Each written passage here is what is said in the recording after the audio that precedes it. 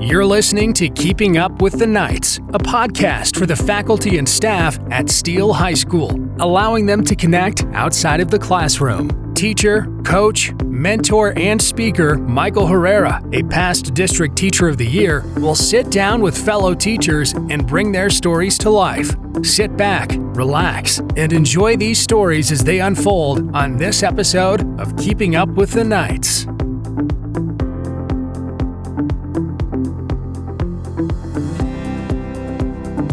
Welcome back, Knight Nation, to another episode of Keeping Up with the Knights. I am your host, Coach Michael Herrera, and I get the pleasure of sitting down with Megan Hackman. How are you?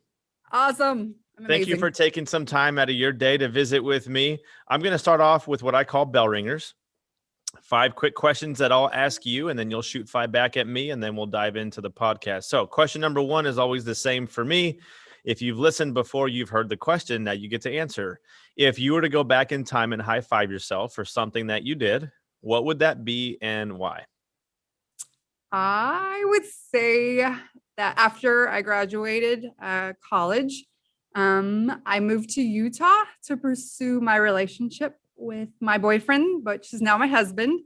I said I was like a big-time Texas girl and I would never leave my family. And I'm really proud of myself for doing that. And obviously it turned out well for me, but it was one of the things I'm still like, yay, I'm really glad I did that. And I still can't believe I did it. So we'll touch base on college here in a little bit, but just since you mentioned it. So where did you go to college? Texas A&M. You went to A&M, and that's where y'all met? Mm-mm. No. So you knew of him and then you actually moved to pursue him. He worked with my sister in Utah. She was actually his boss. He was going to Utah State University. Okay. And so we started dating in March before I graduated. Okay. And then I moved out there in June. All right. Very cool. All right. So which one do you like better? You like Texas or Utah? Well, I don't know. My family's here, but oh God, Utah is just, it's amazing. We literally go to work and be like, oh, let's go snowboarding. It was just, that was life. Like, it was pretty awesome. So I do miss it a lot. So if I get random question here, so if I get a camper van and put my family in it and drive this summer, which we're talking about possibly doing, where do I go in Utah? Logan, Utah. Logan. Mm-hmm. All right. That's my son's name is Logan. All right. So, but it's amazing. I love it. Fair enough. I'll look into it. All right. So education has us like stressed out, right? This is not a question about managing stress, but this is a fun question on what does Megan eat when she gets stressed? Ugh, What's your go-to? cheese. I love cheese. All right. If I could make a charcuterie board every day, just be like cheese time. That's like my happiness. So okay. I know that's really random. I try to avoid cheese, but I love it. Mm-hmm. All right. That's your stress food. All right. All right. So outside of school, your home, whether it's with kids or without kids, just kind of solo and on your own, what's kind of like your hobby? What are some things that you like to do when you have time to yourself? If I can just go sit outside with a book and then have my kids just playing on the trampoline or jumping on the trampoline or like doing our water slides and stuff, like that's just happiness to me. And that's like my relaxation. Chillaxation, huh? Mm-hmm. And just watching Netflix and stuff and just chilling with the husband. But I love watching House Hunters International. Mm-hmm. Okay. That takes me like during COVID, that was my like, ooh, I can go anywhere. And it was, my husband thinks that's the worst show. It's fun when we can vicariously live through the TV shows that we watch. Oh yeah. I feel like I know everything about Europe. I'm like, it's my time. I was ready to go like, oh yeah. I got really addicted to that show. So since you mentioned it, that you like to read and relax, what was the last book you read? Question number 4. Ooh, heavens to Betsy. I'm reading one now. I knew you were going to ask me that. That's fine. Share that one. Mm-hmm. What's the book you're reading right now? Mm-hmm. I don't remember what it's called.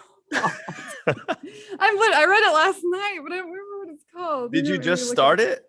I'm on page 70. So is it like a Kindle book? No. Okay. Hang on. I know this is going to bother me. You're looking it up. I am. I'm sorry. This is how it always is. This is how it always is, but it's not always this way. I know. All right. It's a fascinating book. So Okay. yeah, All right. I used to not really read that much, but then when COVID hit, then I was like, I love reading. Oh, reading is so much fun. I love it. I really wish that early on in my life, I would have learned what to read. Mm-hmm. In education, we are taught how to read. We're taught how to comprehend and articulate our thoughts when we read something on paper. But I don't know how much importance was put and stress put on find something you enjoy to allow kids of younger ages to pursue what they do and don't like, which means go read some books that you don't like. Go read some books that you do like, and then formulate what you think your genre is. And maybe that's more enticing to our youth to pick up a book and read. Because I didn't start reading until I was 24, 25 years old when I was married. And then my wife would read every night before she would go to bed. And I'm like, what are you doing? Like, it's bedtime. Like, what? And she would do it every night religiously. And she'd keep flipping these pages and flipping these pages. And I'm like, and then it wasn't until I started reading books that matter of fact, it was A Total Money Makeover by Dave Ramsey. Oh yeah, we have that one. And I read that book in a day and a half. And it was around Christmas time, I think it was. And I read that book. I mean, I just was on the couch, probably in my sweats and just flipping through the pages. And I was just, I want more. And then so I read the book called The Millionaire Next Door, Rich Dad, Poor Dad. And I started reading books about finance and wealth and money and how to change your life. And that kind of took me down a different path of listening to just different types of leadership speakers and things. And so that's kind of my genre, is just motivational leadership, self-help kind of stuff. But anyway, all right. Last question for you. So if you're not a teacher, you're not, in education whatsoever, what is your profession of choice? I was going to say another educational one, but never mind. I really would love to be an ASL interpreter. Okay. My sign language just needs a lot of help. But I took it in college. That was my foreign language. And then that's what I studied. When I just got my master's, I did deaf and hard of hearing. That was kind of my focus. And so I would need to practice a lot, but I would love to actually go to a school and be like the interpreter in the arts. So rank yourself from 1 to 10. Where would you rank yourself right now in terms of signing? And don't compare yourself to the best of best, but just like, where do you feel like you are right now? I'm a 0. So like, where are you at? No, maybe I'd say 4 or 5. I need to they come back to me like quickly, but it's, oh man, if you don't practice it, you just lose it. So can you sign something for me? Like, thank you for having me on the show. Well, I was going to say, I forgot, sorry, I need to practice. Like, now you're putting me on the spot. Now I get nervous. That's what, okay. So I used to have to go to a lot of, deaf, groups and everything, when I was in school, but I would get so nervous when I had to sign. And so, when you start start talking, I would do it with my hands. And so I'd be like, let's just start doing signing to them really quick. Yeah. I look like an idiot, but I was just like, I got so nervous, but I just kept moving my hands as fast as I could. All right. How about spelling your name? All right. Very good. and I think it's like Mike. I'll shorten it for Mike instead of Michael. So, all right. Well, those are my 5 questions. Your turn. Shoot away. Okay. I have, what is on your bucket list that you haven't completed? You stole that from Crystal Pounds. Oh, dang it. No, but it's okay. I'm not going to do it right now, but literally when I just did the episode, no, it wasn't. I think it was with, it was either with Schneider or Pounds. I can't remember, but they asked me a question about my bucket list. And I literally just last week finished my bucket list that I started 8 or 9 years ago. And it's sitting over there on the cabinet. It's all artistic and colored and drawn out and stuff. So I will answer what's something on my bucket list. And I'm going to go with a different answer because I answered it last time that I want to write a book. Oh, well so here's something for you. I want to celebrate a 50th wedding anniversary. That is on my bucket list. I think with majority of people in this country, in this world, it ends in divorce. And I don't want to be a statistic. I want to celebrate a 50th wedding anniversary. So there's my bucket list item. It's a very good goal. Long like time it. away from now, but No, that's a great goal. It's on there. That's awesome though. It's a good goal. I put, where is your happy place? Like, you know what I mean? Like, I have many, but the first thing that popped in my head is what I'm going to answer with, and that is out running. oh, I'm a runner. My wife is a runner, and there's a lot of people may not be able to, relate to it, but like when I'm out for maybe a 10, 12 mile run and it's just you in the road, I know that sounds daunting, but for a runner, it can be very pleasurable to be out there with nature. Usually my long runs are on a Saturday or Sunday morning at like 6 o'clock in the morning. So no one's awake. There's not a lot of traffic.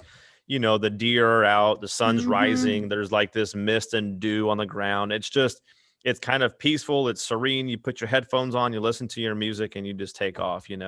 These aren't runs where like you go out and run a mile or two and you're trying to like run as fast as you can. These are just like take your time and get the distance in. So that's when I pray. That's when I think. That's when I collect my thoughts over the previous week and think forward towards the next week. So it's that's a happy place for me. Oh, that's awesome. I wish I could do that. Mm-hmm. You can. I'm terrible at running. I'm a walker. That's all right. So I listened to that one with Barden, and I'm fascinated. I have 2 autoimmune diseases, and I didn't know that you did until you said it. So I was kind of dumbfounded. So I was curious what autoimmune diseases you have. All right. So truth be told, I've never been officially diagnosed, but with my prior knowledge and my family history, I'm pretty darn confident I don't need a doctor to diagnose me. So number 1, alopecia. So 2010, when I came back from Europe for over a month, I came back and I remember coaching early on in the season, probably November timeframe or something like that. And, I'm kind of bent over coaching and the guys, somebody said something like, "Coach, why does your head look like a bowling ball?" And I'm like, "What are you talking about?" He's like, "You got 3 round circle patches on the top of your head with no hair on it." And I had never known that. And then pretty soon they started popping up all over my head. So I have alopecia. Number 2 is a condition called Sjogren's, where I don't have a lot of saliva. You familiar with it? You have that too? I have it. Yay. So do you chew gum a lot? Constantly. I have to constantly chew gum. And well, I'll tell you after the episode, but so I have to chew gum and I always have to have water nearby because it's usually, even during these podcasts, I usually have to stop and put gum in or something like that. And then the third one is called Raynaud's syndrome. You heard of that? I have heard of it. I don't really. So Raynaud's in my fingers and in my toes, I don't really get good circulation. So it may be like 50 degrees out, or not probably 50, but like in the 40s. And my hands, they start swelling up like the tips of like those like African frogs or whatever, the little you know what I'm talking about. Yeah. They're like, their fingers are real like big bulbs.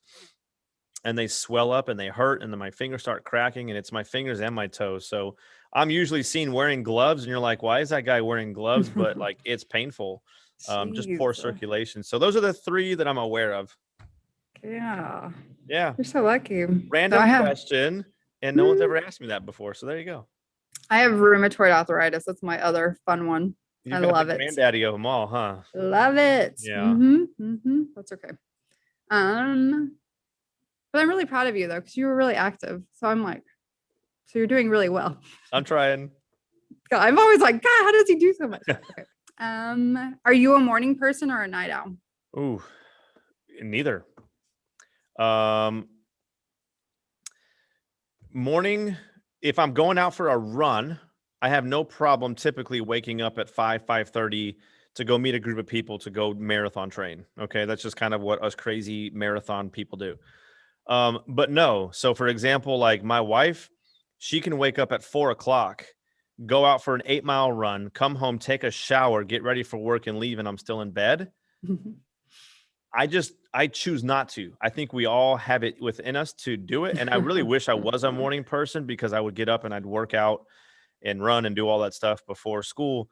And then in terms of night owl, that's having kids now and being married. It's kind of like our old age sets in, and it's like when it hits 9:00 and you're putting the kids to bed and they're finally asleep, and then you go sit down on the couch and you go, and like I'm passed out. So like last night I didn't even get to finish watching the Baylor game. I woke up at 12:30 in the morning on the couch with the lights on, with the TV still on.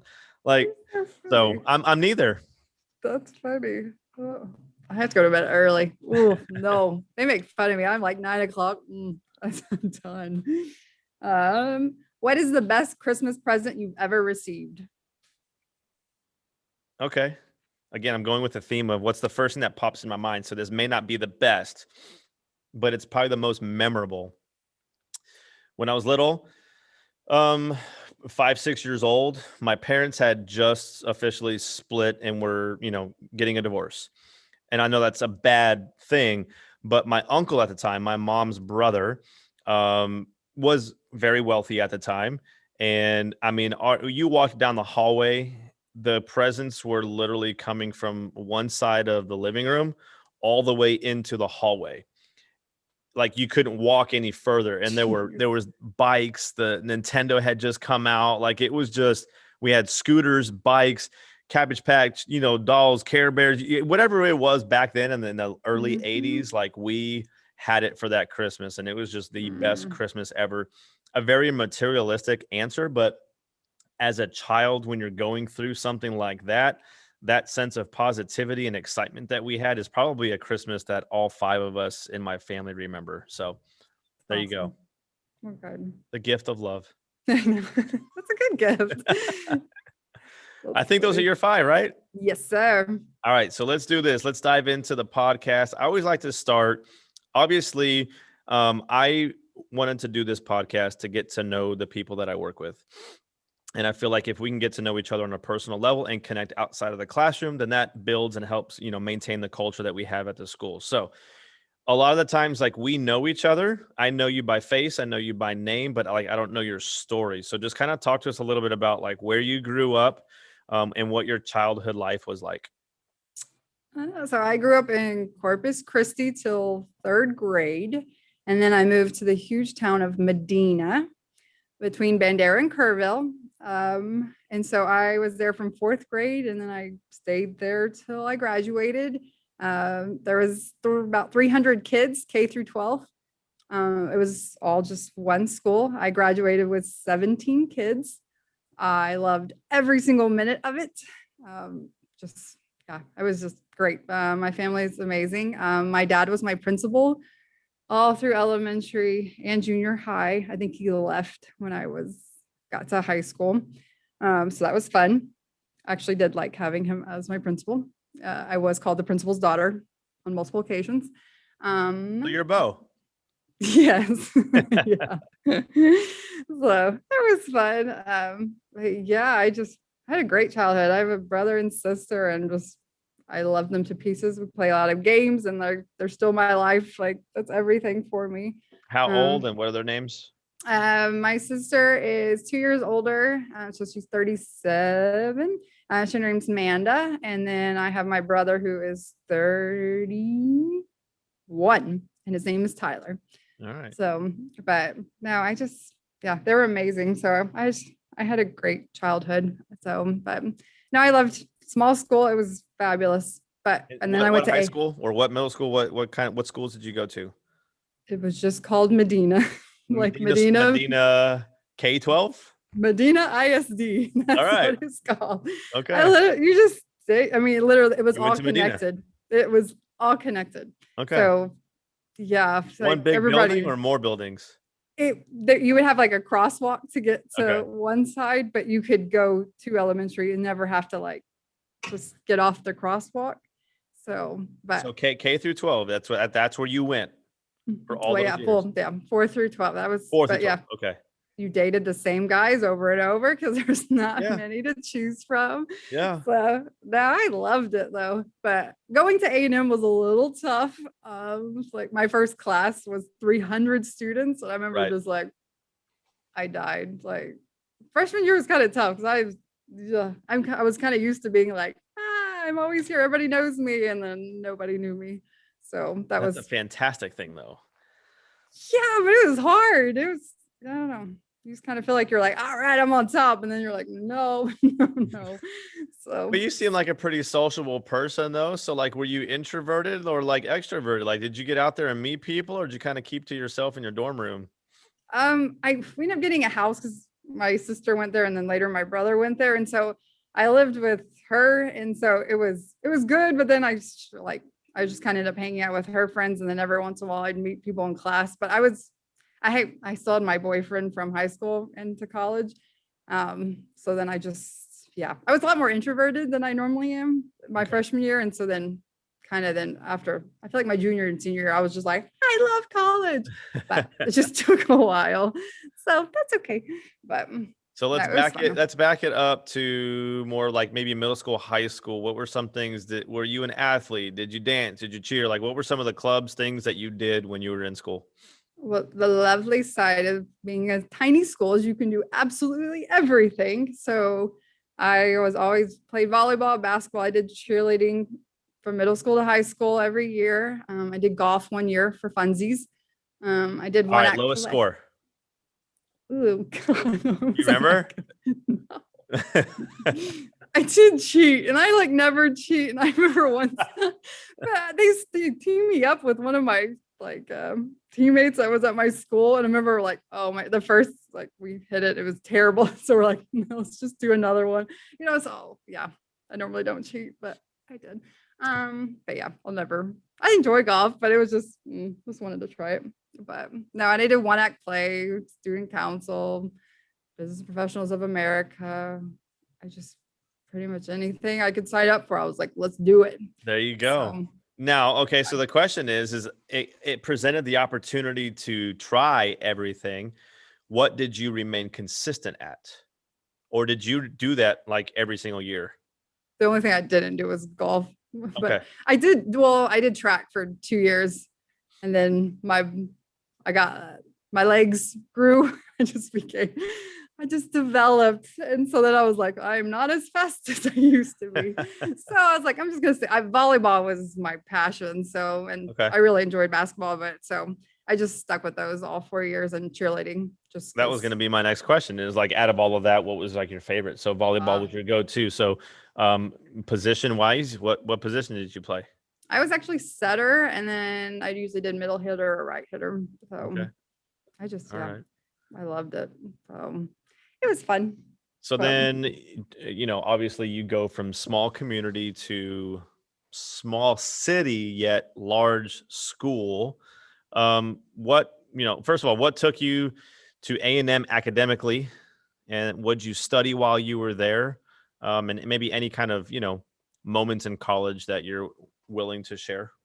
I was a psych major. I knew from the beginning I wanted to be in psychology. I really wanted to be a school counselor when I was in high school, until I realized that you have to be a teacher for 2 years. So I decided I did not want to be a school counselor. Is that still the case?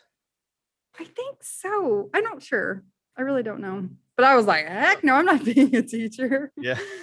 So, when I was younger, I had OCD really bad. And so I had a great counselor. And so I was like, that's what I want to do.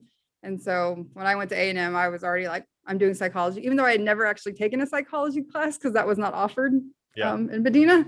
But I was like, this is it for me. And it took a little bit to get over the basic classes, but there's some I was just like abnormal psychology. I remember that just being like, oh my gosh, like I loved studying all the disabilities, and like it was just like, this is it. But I still didn't really, I thought I was gonna be a child life specialist at a hospital, but I tried, but then it was kind of like, then I moved to Utah for the boyfriend. So yeah, it was just kind of random, the things that happened, but I still love psychology. So you then changed your major?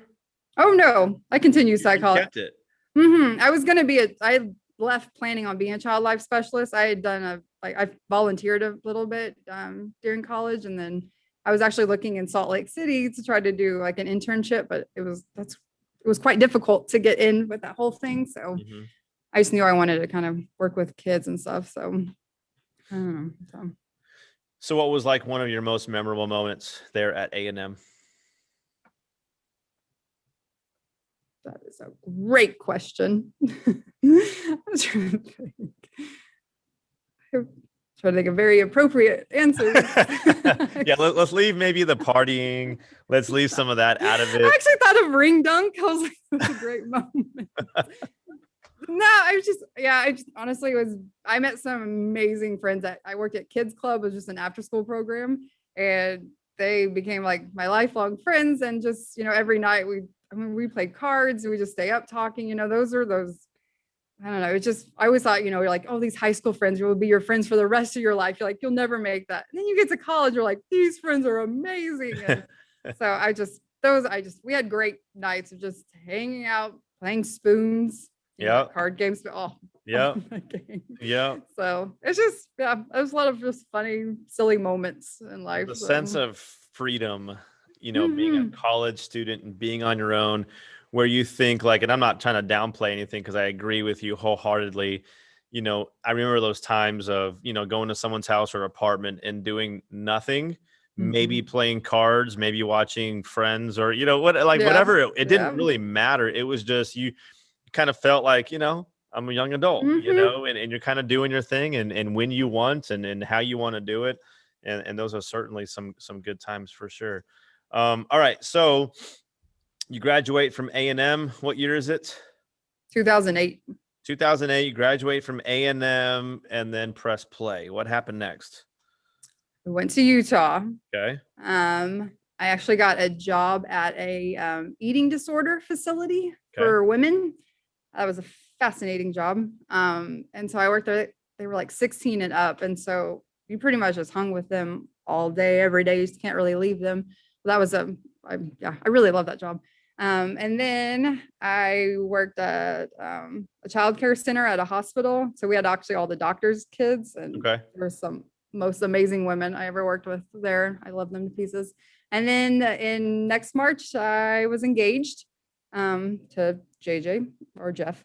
And then we got married in June 26, 2010 in Utah. And then he graduated. So then we moved to Pueblo, Colorado, worst town in the world. Why'd you move there? He got a job. Like after he graduated, he actually was at Target. And so we moved over. That town's awful. Oh, you think of like pretty Colorado, that's not where we lived. So yeah, and so we stayed there actually only a year because I did not like it at all. So I worked there. I worked at a Target in Colorado Springs, kind of as a manager. Colorado Springs is nice. Oh yeah, and it was great, but I had to drive 30 minutes to get there, and then I worked at Target. I hated that job. So yeah. So after a year, you don't want to wear a red polo again.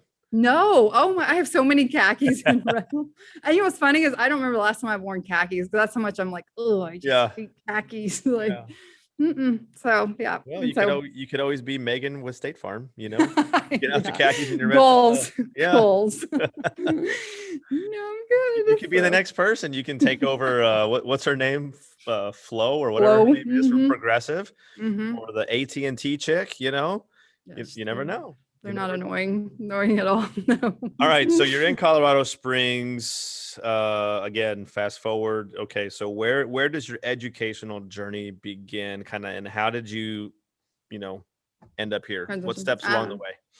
So once I moved back to Texas, it was like August, September, and I needed a job. And there was an opening for a PE aide. And it was at New Braunfels Middle School where Janice Cervantes interviewed me. And so I went that route and got the job. And they needed me to also be like ALE life skills. So I was half PE, half in the ALE class. And I fell in love with working in ALE. Like it was amazing. And it only took me probably 2 months before I tried out for kind of the Region 13 alternative teaching certification.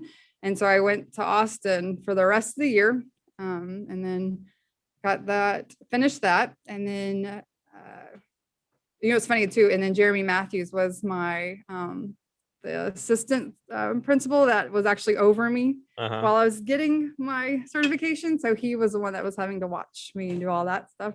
And then that next year, she hired me as the behavior teacher, as well as coaching volleyball, basketball, and track with none other than JoJo House. So connections. Connections. So, but she's truly the best of the best. And I feel so lucky because, oh my gosh, I learned everything from her. I was so nervous, but she's an amazing coach. So I was very lucky that I got to be with her for 4 years. So yeah, so I did that and I stayed there. I love that job. And then Jana just was like, hey, we have an inclusion opening. And I was pregnant with my second kiddo and I was pretty much done coaching. I just wanted to be with my kids. And so here I am. So how many years now at Steele have you been here? This is my 5th year. Okay. All right. So fast forward to like August, you're going to be walking the stage, getting your little coin or, your 5-year gift. I'm excited. It's the big moment. I've been waiting for so long. I thought about that. I was like, how long have I been? I'm like, oh man, I've gone on the stage. It's great. It's good things. I'll be joining you on stage that day. Yay. It'll be, so this is my 15th year. Jeez. Well done you. 15 years. 15. That's impressive. Like I'm halfway to retirement. It's the way I look at it. I mean, like seriously, you think about it when you retire after 30 years of education, right? So it's like here and then like I'm here. So next year I'm making my way down to retirement. So it's a countdown. No. That's true. Well, good for you. All right. So now explain to us what it is that you do here at Steele. What's kind of like your typical day? How are you involved on campus? So I am the special education English inclusion teacher. And then this year I'm teaching a basic writing class as well. I feel very fortunate that I get to be an inclusion teacher because I get to work with some amazing teachers. I absolutely love my job. You want to drop a name or anything like that? I was about to. So I'm with Butler for 3 periods. Okay. I know. Yeah. Just, I don't know him that well, just for 4 years, but so I get to hang with him for 3 periods this year.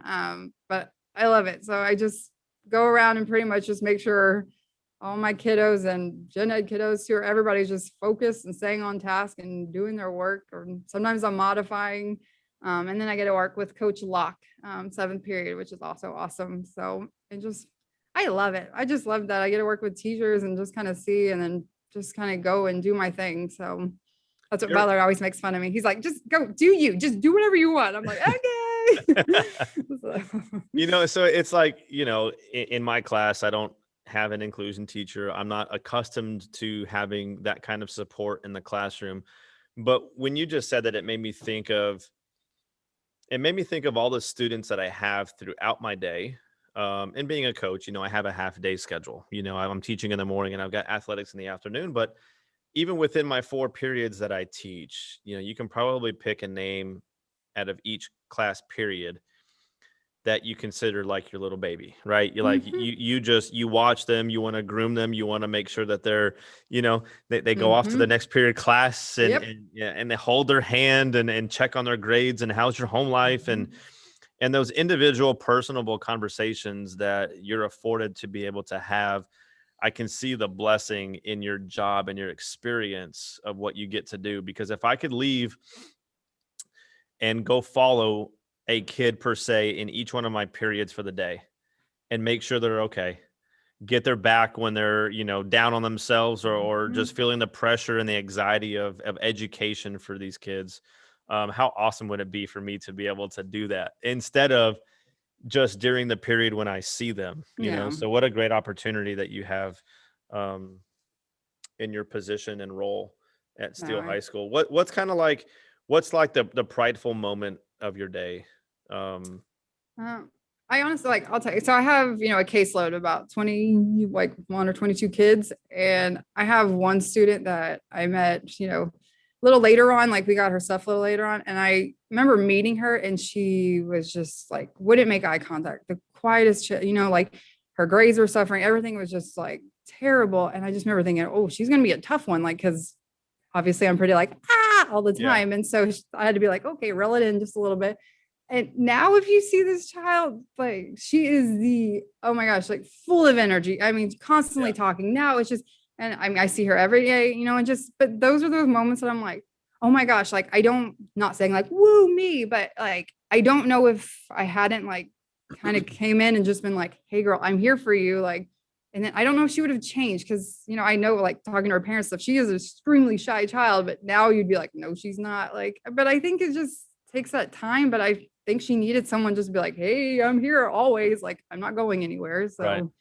but those are those moments that I'm like, like, I love it. And you said something there. I know you are saying it with humility, like, oh, look at me, right?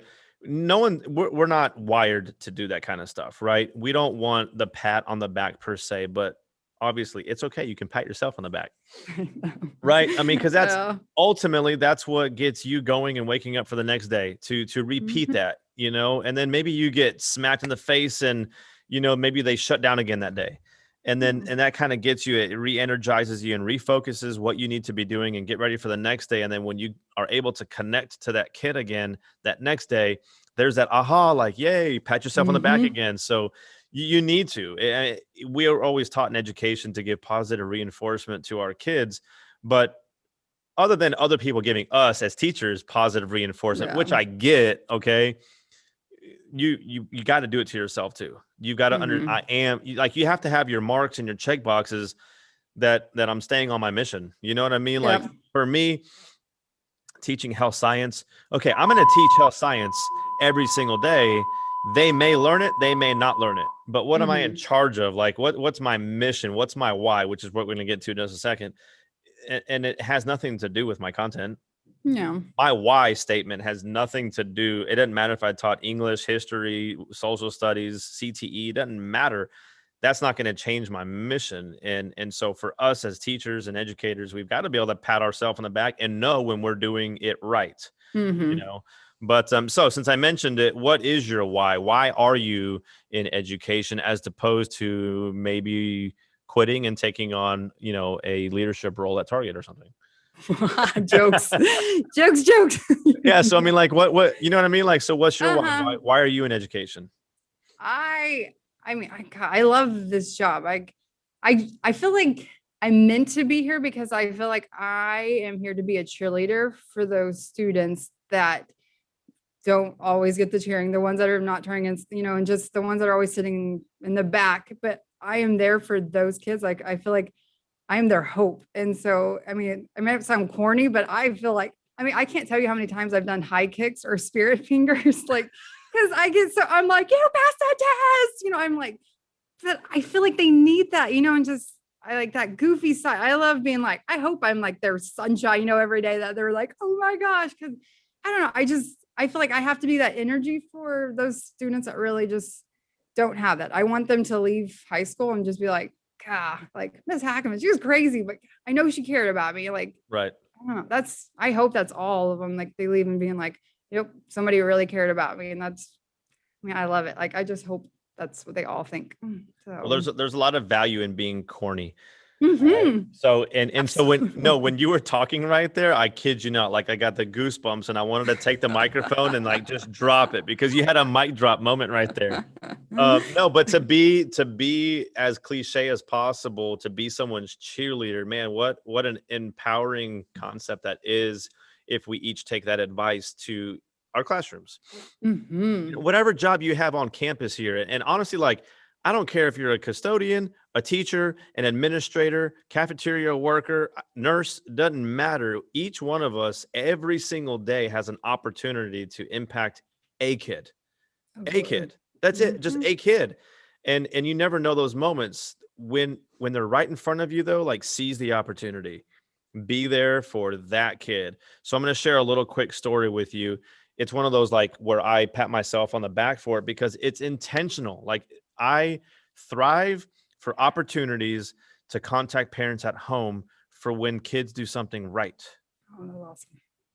And so just last week, I have a student, we do quizzes every single Friday on medical vocabulary, and it's tough. And I know it's tough, but I also tell my students that I'm going to be tough on you now so that when your other college peers are learning these words and vocabulary for the first time in college and they're having to pay for it, you may remember a little bit, you remember a lot, but either way, you're learning it for the second time versus the first time, and it's free here. Yeah.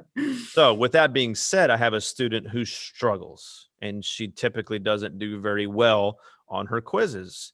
Long story short, I had to work with this student at the end of the 9 weeks because they went from like maybe an 18 to passing on their own. And I really do mean that. It wasn't one of those like 65. Okay, I'm giving you a 70. No, she did her work, and she passed on her own, not of my doing, of her doing, obviously with my pushing and assistance. But we took a test, and on this test that she just took, she got like an 82 or an 84 on it. But for the quiz, I was looking over at her desk, and she was partnered up with someone else, and they were flipping through their flashcards, and she's getting questions right. But the fact is some of the students will sit there on this thing right here, and they'll just be like, okay, when's this test going to be? But I give them time to study every Friday for this thing. And so she was actively involved. She was being quizzed with someone else. Like, she was participating. There's collaboration there. And in my head, I'm like, I don't care what this kid gets on her quiz. I'm watching a student right now. Like, she's being a student. And to me, that was the checkbox. Oh, yeah. And then I start putting in grades after the kids leave, and she got it was a low 80, 82, 84, when most of the time she's not passing them. So like, I thrive with those opportunities. So, and this is a child who probably has it pretty tough at home in terms of like strictness from parents. Yeah. I can tell that because she'll come in and she can't do her work because she didn't have her phone that day because she got grounded. And it's often enough. So I'm like, all right, this is a perfect opportunity when most of the times people are probably emailing mom about whatever. Here's a positive email over the weekend. I think it was late Sunday that I got a response back. Thank you so much, blah, blah, blah, blah, blah. Girl, if I could just tell you the way this girl walked into my classroom on yesterday, we're, I've got a Monday routine schedule where we pass out folders and we do data folder checks and all that kind of stuff. I just say, hey, can I get someone to volunteer to, and I didn't even finish my sentence. She knew what happens on Mondays. She's over there grabbing all the folders, passing out papers. And I'm like, that moment right there, I'm able to connect to this kid through her parent, though. I never said, you know what I'm saying? Like, so if we can get parents to be on our sides, simply just sending a positive message home to be that kid's cheerleader. So I don't care how cliche or corny as it sounds, Megan, I tell you this, there are people on this campus, and I don't mean to like downplay people on this campus, but the truth is on any campus in this country, you're going to find teachers that don't believe that. Yeah. And it's sad to me to think that you're so content driven that you are not willing to be someone's cheerleader. You know what I mean? And it's those moments that we as teachers need to find those opportunities to be their cheerleaders. So yeah. So when you said that, trust me, like I had the goosebumps on my arms because I just love your spirit and your energy that you have about you. And that's why you're in education. And that was your answer. So thank you for sharing that. Oh no. Well, all right. So the next question that I have for you is kind of just go back in time, elementary school, middle school, high school, maybe even college. A teacher, someone that impacted you like no other. Like this is a teacher that you will always remember. So what was it about them that made them so special to you? Yeah, I was thinking about like the other day about like the teachers that I always remember are the high energy ones, and that's obviously I'm attracted to a lot of high energy. Like, I mean, who doesn't want to be around positive like vibes? Absolutely. But I had this Greg Harbor, and he taught science. I think it was actually in junior high, and he was my golf coach. But I swear, that one year, I don't know why, but he told us how to remember. He was like, this is how you're going to remember things and the rest of your life. And he gave us 5 numbers that he was like, you're never going to forget these numbers. And I still to this day, I remember the 5 numbers.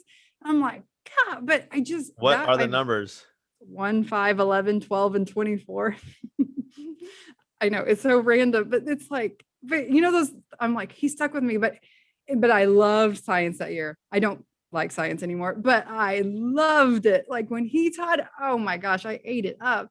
But but his energy, he loved what he taught, even if it would just be like something so random. He'd be like rocks. So I'd be like, we're studying rocks, it'd be like, yes, I love rocks. It's just eyes.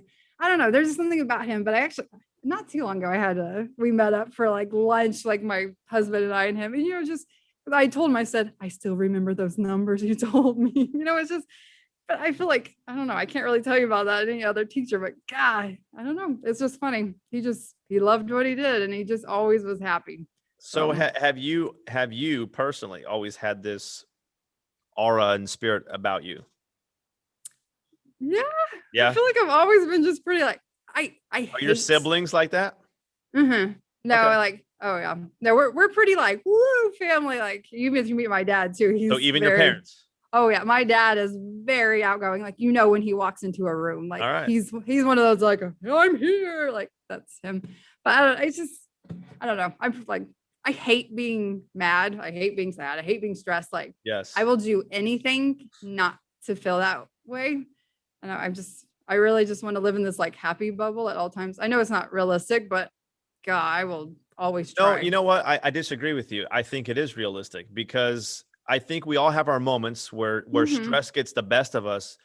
But I'm going to go on a limb and say that you and I are similar in the sense that it's probably short-lived, because we find our happy place. Like, I need to get out of this. Like, we have the introspectiveness, if you will, to look at ourselves like, oh, I'm in this like funk right now. I need to remove myself from this. And for me, go for a run. For you, go out in the pool and read a book. Like, I think we remove ourselves from those pity parties faster than maybe some other people that allow themselves, because I believe, and for someone who has a degree in psychology, you would probably combat me on this, but we won't go there. I'm just of the belief that we have more control over our emotions than people give us credit to. And I think emotions, not all, but most of the times, you have a choice on what emotion you want to portray by the decisions and choices that you make to get out of it.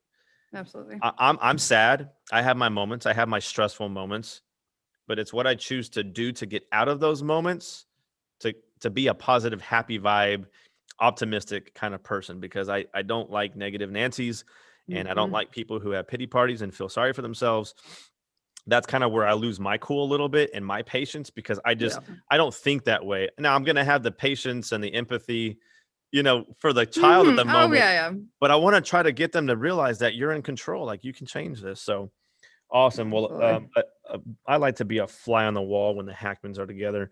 Oh my God. I'm gonna tell you a funny story. So, okay, like, my husband is absolutely perfect for me. Like, oh my God, like, he doesn't ever, it's funny, pity. Like, I don't have those moments that often, but when I do, he doesn't like, my mom is like oh, babe, sweetheart, she's like always there for me, which I need, but then he's like, oh girl, like, get over it. Like, I used to take methotrexate, which is a heavy duty drug, or back in to help with my rheumatoid arthritis. And I remember I took it for like a year and a half, and it's a rough one to take, but I read something and it said if you take this drug, it will, you'll lose 10 years of your life. I was like, oh my gosh. I told my husband, like, this is the worst thing ever. And like, I actually was like, oh my gosh, like, I'm not going to live like 10 more years. And he just looked at me. He's like, so whenever you're dead, and we have what do you call it? Oh my gosh, I can't even think. Your tombstone. He was like, we're gonna write, she could have had 10 more years. I was like, touche. So that was it. And then I was over it. But I don't know. That's one that always sticks with me, like with my husband, because I was like, oh yeah, like, get over it. Like, no, you're not gonna be like, man, I could have had 10 more good years. No, like, I don't have that control.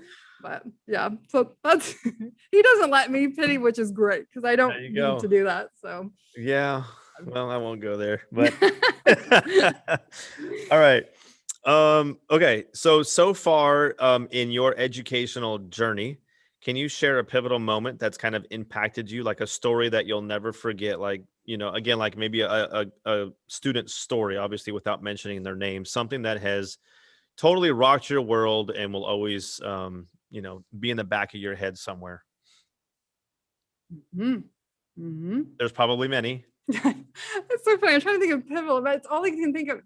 Okay, this is not going to be like the pivotal moment, but this is something that I don't know. It's just been sticking with me lately. Yeah. Like I have a student that he does not like school, and he never like, and so I'm always that like with him, but he works like for me and stuff. And I will try anything for him, but I know this is not where he wants to be.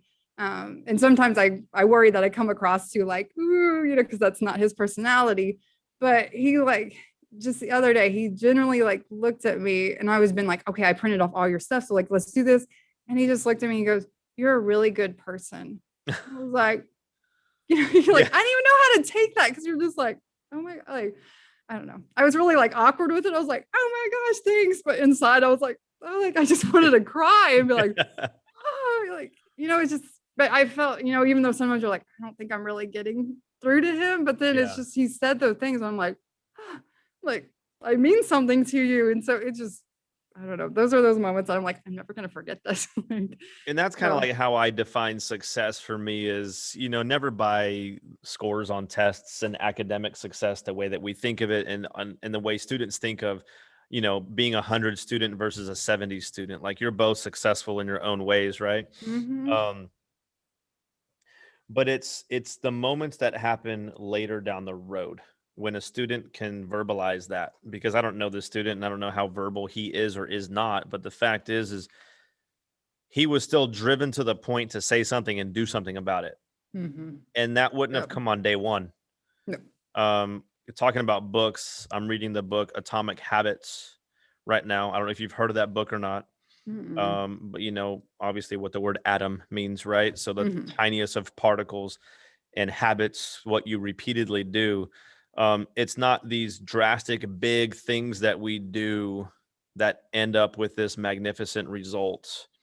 It's accumulation of tiny, tiny little daily habits that led to the pivotal moment that you just said. So I don't know how long you've known this student, but this student was probably not going to tell you that on day one. It's an accumulation of what you've said to this student, whether it was just this year or, this year, last year, whatever. And sometimes it happens after they graduate high school and they come back 3, 4, 5, 7 years later, maybe even 10, 15. But when that moment clicks, that's when you and I get to find out that we're successful as educators and teachers. So the fact that he did it now in the present, that's definitely a pivotal moment. And for us, it doesn't need to be these drastic measures. It can be simply just a gesture or a compliment that can just change your life forever and keep us in this profession. So absolutely. I want to read that book after you. Atomic Habits. Yes. Okay. No, I have a library of books, and I'm always, if you ever come to athletics, I'm usually always ending the athletic period by saying, so I'm reading this book, and that's when all the kids are like, Tell me more. Yes, that's where I find my fuel, man. So I'm loving my books right now. But okay, so we're gonna wrap things up here with a couple of more questions here. But I want you to be real, a little bit vulnerable here with this question, and just kind of like, what's one thing that Megan Hackman struggles with in this profession personally? And then what's one thing that you feel really confident in yourself as an educator? Lesson planning. 100%. That's the pitfall. Negative. Ooh, yes. Okay. Okay. I lack a lot of confidence in my, I guess a lot of times I'm like, I don't know this English, I shouldn't do it, which I do know, but I'll sit there and be like, I can't do this, and then I try to make a lesson. I'm like, I don't know what to do, and so I overanalyze everything. I'm really good at that. You're like me, like type A OCD. High five. There you go. Yes. It's a great thing. It's a great thing to have. So I don't know. I know that's I just need, more confidence in my abilities of just teaching. But what I am good at though is definitely just, I don't know, being there for the kids. I'm pretty good with arts. I would say IEPs are like my jam. They're kind of my baby. I really, really like doing IEPs and reading evaluations, which I don't think many people would say that, but I don't know. I just find that I want to be perfect at it. And so I try really hard to be do well at it. So. Hello. Just a reminder, if you have not done so, everybody should be doing the panorama survey at this time. Remember, we sent the email out yesterday with the 2 videos that need to be watched from Mrs. Cervantes. Quick little videos, finish that survey. Take that survey seriously, kiddos. It's a good resource for us. It really is. Thanks so much.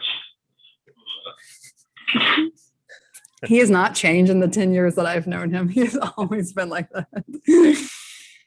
What's actually really funny is that's always been my thing. I've always said bye-bye.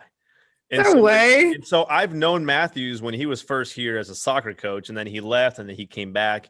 And then ever since he started doing this on the microphone, I'm like, that's mine. That's my line, man. So when he says it, like I always say it with him. That's really funny. All right. So there you go. Jeremy Matthews, you just made a podcast episode. All right. So Megan, my last question for you. I think this is I love doing this because it gives people like you a chance to thank somebody on campus, to give them a shout out for being, in your corner and being your support system or whatever. Some people tend to break the rules when I ask this question, so let's limit it to one. I know there's so many people that you would like to thank for this Oscar award, right? So who is that one person that you would like to thank and give them a shout out right now? Well, of course, it has to be Butler. All right. Like, it has to be. God, I mean, that man just evokes joy. I literally love coming to work knowing I get to see him every day. He lets me just do me. He always supports me. So honestly, I feel like my confidence has just blossomed so much ever since kind of known him. But I feel like the first year I came here, I didn't really know where I fit into the school. And then I met him that second year. And then I was just like, I don't know. I just felt like, okay, I fit in, and it just, I don't know, we just clicked. But I don't know, God, that man is just funny. And I really just love being around him every day. So he's good energy. So gotta love positive energy. Well, shout out to you, Coach Butler, our teacher of the year, my man, holding it down, man. So shout out to you, Coach Butler. But Megan, thank you so much. I know you have a lot of work that I'm sure you can get done as well as I. I've got a summative here in 30 minutes. But thank you so much for being on this episode. You be blessed and have a wonderful day. Thank you so much. All right. Take care. Bye. Thank you for listening to Keeping Up with the Knights. If you enjoyed this episode, be sure you subscribe and click the notification button so you know when the next episode is released, and then share it with your friends and colleagues. If you're so inclined to do so, would you please rate and review this podcast to help me grow our community of listeners? I hope there was something that you heard today that allowed you to connect outside the classroom. Now, more than ever, we need each other as a support system, and we need to continue to make this the best high school in the state of Texas. Thank you, Knight Nation. Now, go be someone's champion today.